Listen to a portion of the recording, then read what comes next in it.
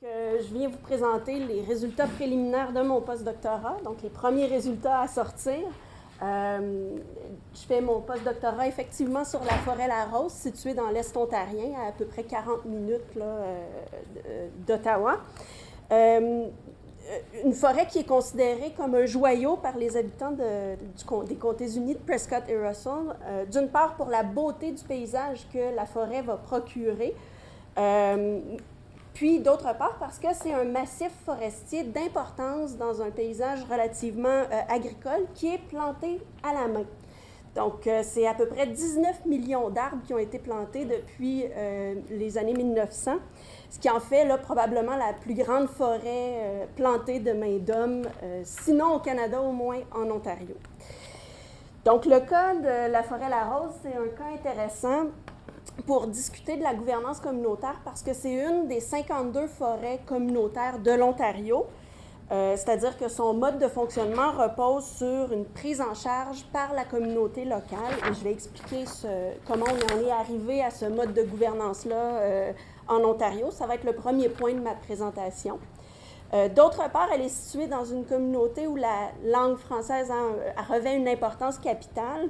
Et c'est en fait cette appartenance-là à la communauté linguistique qui va donner naissance au mode de fonctionnement de la forêt La Rose, et c'est ce que je vais vous expliquer dans ma deuxième partie de présentation, alors que la troisième partie, elle, va présenter l'analyse préliminaire là, qui s'intéresse particulièrement à l'appartenance de la communauté linguistique comme moteur de mobilisation collective autour de la forêt. C'était en fait l'hypothèse de départ là, de ma recherche postdoctorale. Et comme je vais tenter de vous le démontrer, les gens que j'ai rencontrés dans le cadre de mon étude vont considérer que les outils de la gouvernance à la forêt La Rose sont assez liés aux faits français. Par contre, la motivation à l'action collective et à la collaboration vont plutôt relever de la représentation collective et historique qu'a la forêt pour la communauté minoritaire.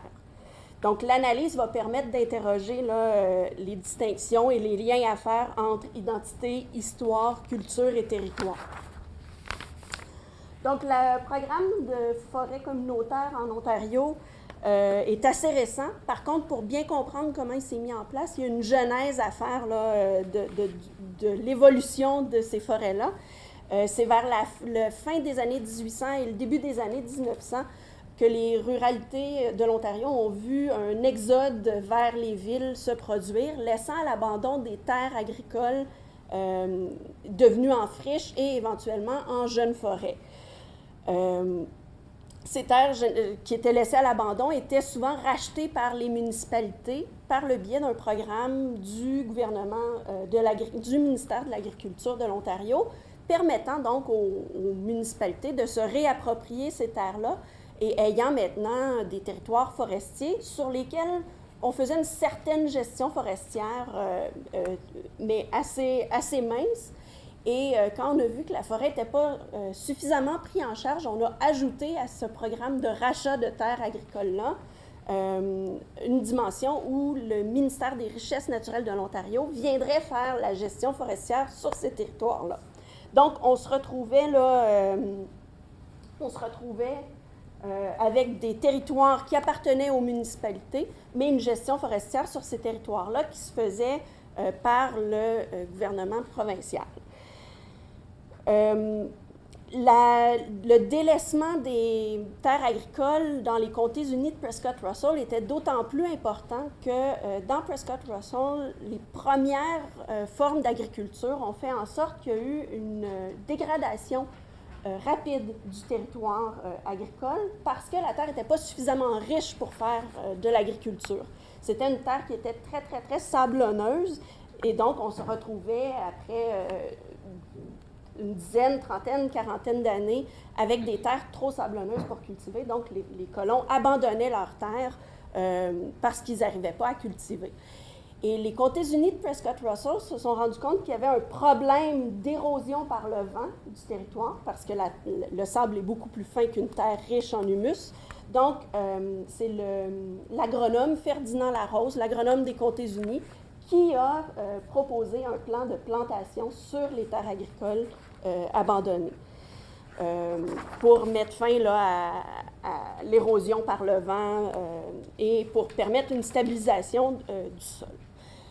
Les contrats de rachat et de gestion des forêts, c'était des programmes qui étaient mis en place pour une quarantaine d'années. Donc, on se retrouve...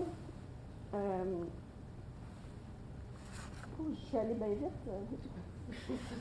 Donc, on se retrouve dans les années 60 et 80 avec un momentum de renouvellement de contrats de gestion et de contrats de rachat.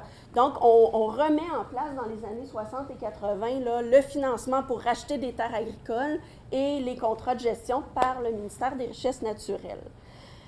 Donc, des contrats qui sont à peu près d'une vingtaine d'années, à peu près entre 40 et 20 ans, dépendant des endroits. Donc, en général, les contrats devaient se terminer autour de 2000-2001, en particulier pour la forêt La Rose. Donc, la fin prévue pour les accords, les Forest Agreements, 2000-2001.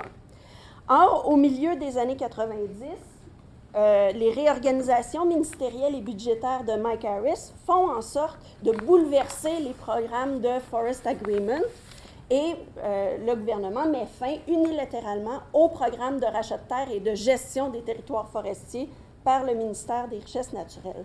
Donc, on voit le ministère se retirer graduellement de la gestion de la forêt dans ces territoires-là, avec, pour les municipalités, un manque à gagner pour les services rendus par le ministère des Richesses naturelles.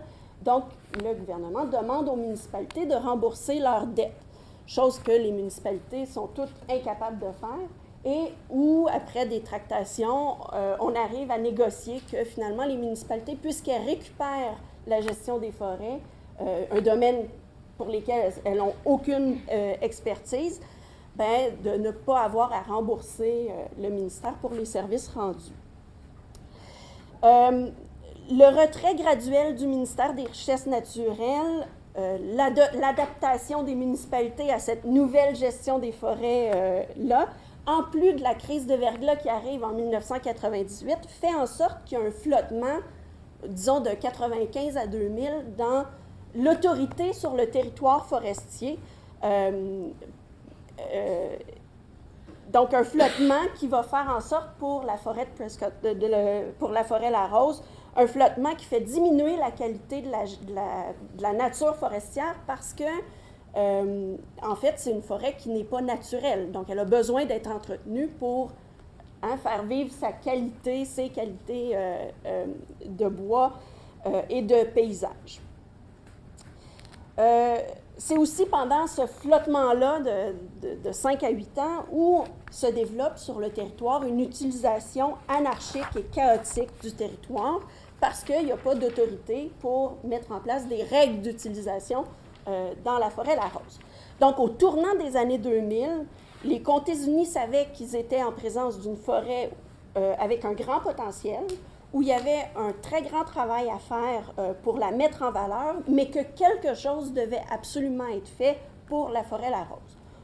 On donne donc la responsabilité de la forêt au département de développement économique des comtés unis de Prescott-Russell, et on fait appel à un ingénieur forestier extérieur, d'un organisme extérieur, pour venir gérer le bois en tant que tel.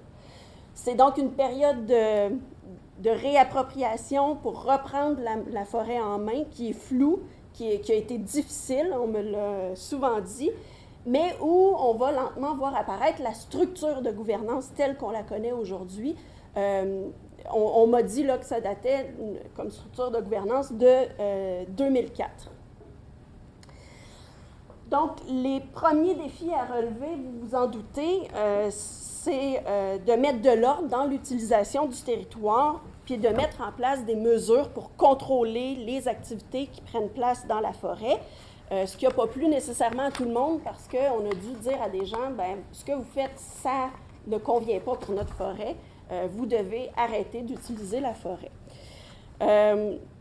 L'objectif, en fait, c'était vraiment de remettre de l'ordre dans la forêt, puis de se doter de règles communes pour l'utilisation du territoire, Donc, on a mis en place un comité d'usagers qui veille aujourd'hui à l'organisation, à l'entretien et au développement de pistes de ski, de motoneige, de raquettes, d'équitation, de traîneaux à chiens, de vélos tout-terrain et de randonnée. Bref, tout ça se retrouve dans la petite carte, alors je vais les faire circuler. Si vous voulez aller voir, c'est merveilleux.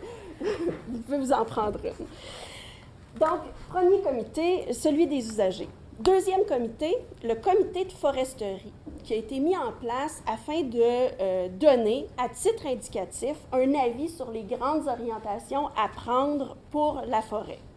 Le comité est composé à la fois des employés, des représentants de groupes liés à la question forestière. Donc, on a le ministère des Richesses naturelles, le groupe Boisé-Est, qui est un regroupement de propriétaires privés de l'eau boisée privée, et l'organisme Conservation de la Nation Sud, qui est un organisme de gestion de l'eau, mais qui a une branche d'expertise forestière.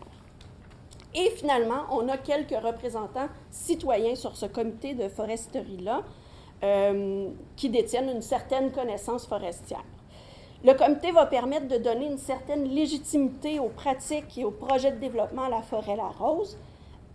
Puis même si c'est un comité consultatif, les élus de Prescott-Russell et les employés de la Forêt-Larose sont généralement sensibles aux préoccupations et aux positions qui sont prises à ce comité de foresterie. Pourquoi? Parce que les positions sont généralement adoptées par consensus, c'est-à-dire que tous les membres du groupe du comité peuvent vivre avec la position ou l'idée qui est prise par le comité. Et ça ne veut surtout pas dire que tout le monde accepte telle quelle la proposition. C'est que tout le monde est capable de vivre avec cette position-là. Récemment, ce comité de foresterie a même décidé de se donner un mandat plus large, c'est-à-dire celui de veiller à donner des suggestions pour l'ensemble de la gestion des territoires forestiers de Prescott-Russell. Donc, on a élargi le mandat non plus seulement à la Forêt-Larose, mais à tous les territoires boisés de la ville. Ce comité-là de foresterie a donné naissance, a fortement participé à un troisième outil de gouvernance pour la forêt, qui est le plan de protection et de mise en valeur de la forêt. Il s'agit en fait, le plan de protection, c'est un guide qui fait à la fois un bilan et une prospective afin d'orienter l'exploitation et le développement d'activités au sein de la forêt. Donc, on va présenter là, les orientations à prendre à long terme pour maintenir les espèces sensibles et menacées, répondre aux attentes de la population. Bref, ça fait un bilan de qu'est-ce qui devrait être fait et comment on devrait le faire. L'élaboration du PPMV, du plan de protection et de mise en valeur, a sollicité une grande participation publique des résidents des Comtés unis. On a fait des soirées portes ouvertes, des réunions publiques. Et ce qu'on m'a dit, c'est que cet outil-là, c'était un outil qui était très peu valorisé en Ontario, alors qu'au Québec, pour avoir fait ma thèse de doctorat sur le Québec, c'est un outil qui est largement répandu. Le PPMV a permis de faire ressortir 3 éléments pour la Forêt-Larose. D'abord, que c'est une forêt emblématique pour les citoyens, que c'est un joyau qu'il faut à la fois garder, utiliser et avoir accès. Ensuite, que c'est une forêt qui a un potentiel récréotouristique important pour faire rayonner les Comtés unis. Et enfin, l'aspect clé à maintenir pour les citoyens dans la forêt, c'est l'aspect des plantations de pins rouges qui datent de l'époque de Ferdinand Larose. Même si ce n'est pas naturel, même si ce n'est pas nécessairement joli, je vous ai mis une image là, hein, ce qu'on veut voir, c'est des rangées de pins rouges, enlignés, droit, comme ce serait si c'était de l'agriculture. Donc, ces 3 éléments-là, le comité d'usagers, le comité de foresterie et le PPMV, vont être au cœur des processus actuels de validation des activités de la Forêt-Larose. Il y a même 2 projets majeurs qui sont mis de l'avant par le comité, des entailles de sirop d'érable pour l'année prochaine et un projet de développement d'un lodge touristique et écologique.